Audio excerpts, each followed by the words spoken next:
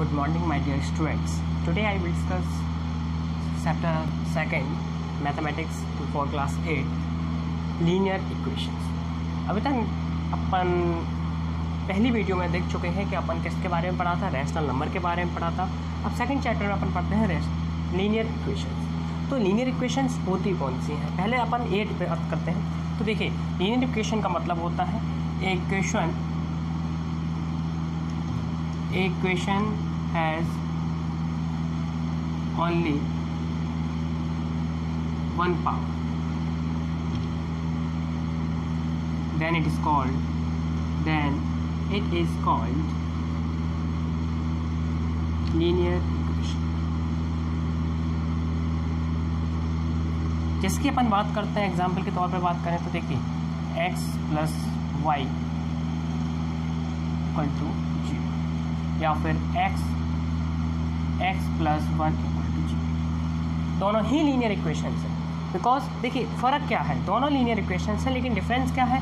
Difference है यहाँ 2 variable. यहाँ 2 वेरिएबल आपको देखने को मिलते हैं. वेरिएबल का मतलब क्या होता है? वेरिएबल का मतलब होता है जो अल्फ़ाबेट होते हैं तो उनको कहा जाता है वेरिएबल्स, जिनकी वैल्यू अपन को डेफिनेट नहीं पता होती तो उन्हें क्या कहा जाता है? वेरिएबल्स कहा जाता है. और जिनकी वैल्यू अपन को पता होती है, जो न्यूमेरिकल वैल्यू होते हैं, तो उन्हें कांस्टेंट कहा जाता है. जैसे कि ए 1 यहाँ पे क्या है? कांस्टेंट्स, क्योंकि अपन को इसकी वैल्यू पता है ना. जिसकी वैल्यू अपन को नहीं पता होती तो अपन इसे क्या बोलते हैं?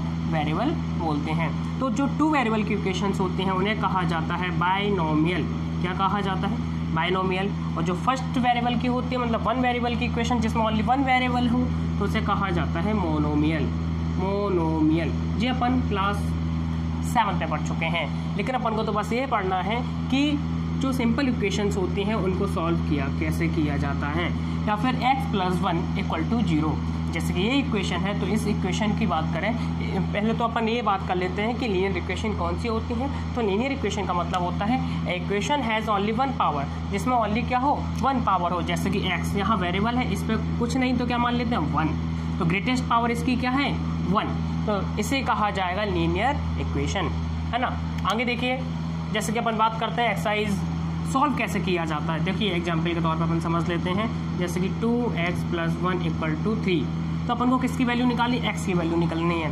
जिसकी भी वैल्यू अपन को निकालनी होती है तो अपन क्या करते हैं कि उसको छोड़ देते हैं और उसके आसपास जो भी है उसको वहाँ से हटाते चले जाते हैं. जैसे कि 2x, तो ये प्लस का है, यहाँ पे क्या है? प्लस का, लेकिन इसको हटाना है क्योंकि वैल्यू अपन को किसकी निकालनी है? x की. तो ये प्लस का यहाँ जाके क्या हो जाएगा?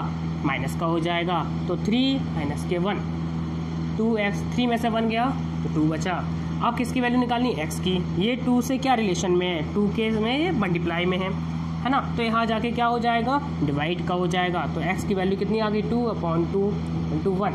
x का आंसर आ गए 1.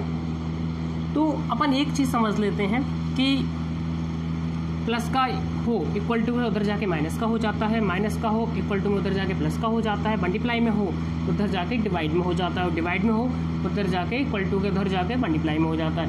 ये बात आपको समझनी है. यदि आपको ये समझ में आ गया कि प्लस का इधर जाके माइनस का, माइनस का इधर जाके प्लस का, मल्टीप्लाई में है तो उधर जाके डिवाइड का, एंड डिवाइड में है तो उधर जाके मल्टीप्लाई में, तो अगर ये आपको समझ में आ गया तो आपको ये सारे चैप्टर समझ में आ जाएगा. बस आपको ये समझना है सिंपल इक्वेशन को सॉल्व कैसे किया जाता है. जैसे कि एक और अपन एग्जाम्पल लेते हैं. देखिए जैसे कि ये ले लिया. अब ना थोड़ा सा टफ सा लेते हैं. 2m + 5 6 × 7 ये ले लिया. तो देखिए किसकी वैल्यू निकालनी है? वेरिएबल कौन सा है? साफ साफ दिख रहा है, m वेरिएबल है. इसकी वैल्यू निकाली तो इसके आसपास जो भी है उसको हटाते चले जाते हैं. तो ये प्लस का यहाँ जाके माइनस का हो जाएगा. तो 7 - के 6, यहाँ कितना बचा? 2m/5. 7 में से 6 क्या कितना बचा? 1 बचा. 2m/5. 5 किस में है? डिवाइड में है. यहाँ जाके क्या हो जाएगा? मल्टीप्लाई हो जाएगा. तो 5 × 1 क्या हुआ? अब यहाँ 5 में 1 का मल्टीप्लाई किया तो कितना आ गया? 5 आ गया. यहाँ कितना है? 2m. वैल्यू किसकी निकालनी है? m की. m के साथ क्या रिलेशन में है? मल्टीप्लाई में है. तो यहाँ जाके क्या हो जाएगा? डिवाइड में हो जाएगा. तो 5/2 अपन ऐसे निकाल लेंगे. आपको आगे हो गए सिंपल इक्वेशन को सॉल्व कैसे किया जाता है. तो सिंपल इक्वेशन को सॉल्व अपन बहुत आसान तरीके से कर सकते हैं.